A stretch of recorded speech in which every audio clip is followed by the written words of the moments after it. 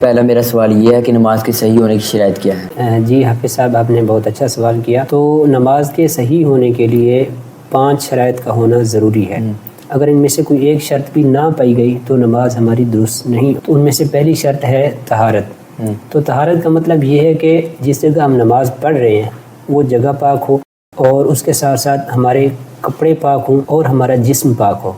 یعنی طہارت کا مطلب ہمارا جسم، ہمارے کپڑے اور جس جگہ ہم نماز پڑھ رہے ہیں وہ جگہ پاک ہو۔ اور اس کے ساتھ دوسری شرط ہے ستر عورت۔ تو ستر عورت کا مطلب یہ ہے کہ مرد کا ناف سے لے کر گھٹنوں سمیت یہ جو درمیانی حصہ ہے یہ اس کو چھپانا فرض ہے۔ ناف سے لے کر گھٹنوں کے نیچے تک اس کو چھپانا فرض ہے، یہ ستر میں شامل ہے۔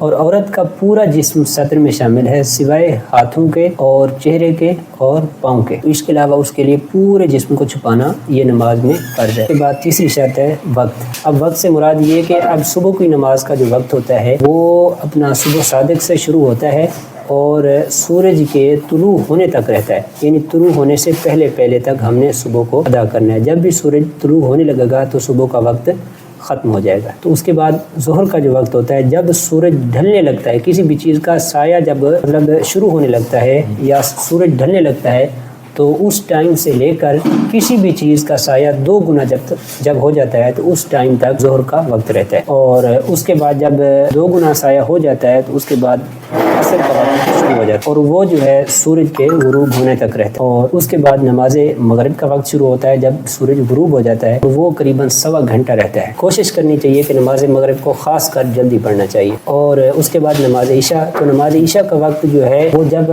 نماز مغرب کا وقت یعنی قریباً 1.25 گھنٹہ گزر جاتا ہے تو اس کے بعد جو نماز عشاء کا وقت شروع ہوتا ہے اور وہ صبح صادق تک رہتا ہے۔ ٹھیک ہے، تو یہ نماز کے اوقات تھے۔ اس کے بعد ہوتا ہے تو استقبال قبلہ۔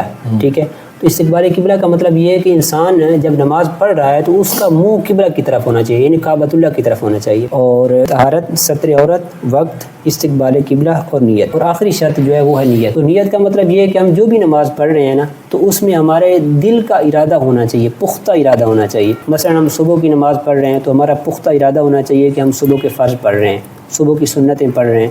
اسی طرح ظہر کے فرض پڑھ رہے ہیں، ظہر کی سنتیں پڑھ رہے ہیں، یعنی اس میں ہمارا پختہ ارادہ ہونا چاہیے۔ دل کے ارادے کو نیت کہتے ہیں۔ اور زبان سے جو ہم کہتے ہیں یہ کہنا مستحب ہے، اچھی بات ہے، اور لیکن اصل میں اس میں دل کا ارادہ ہونا ضروری ہے۔ تو یہ تھی نماز کی شرائط۔ ان میں سے اگر کوئی ایک شرط بھی نہ پائی گئی تو ہماری نماز شروع ہی نہیں ہوگی۔ اور اس کے ساتھ ساتھ اگر نماز کے دوران ان میں سے کوئی شرط چھوٹ جائے تو تب بھی ہماری نماز ٹوٹ جائے۔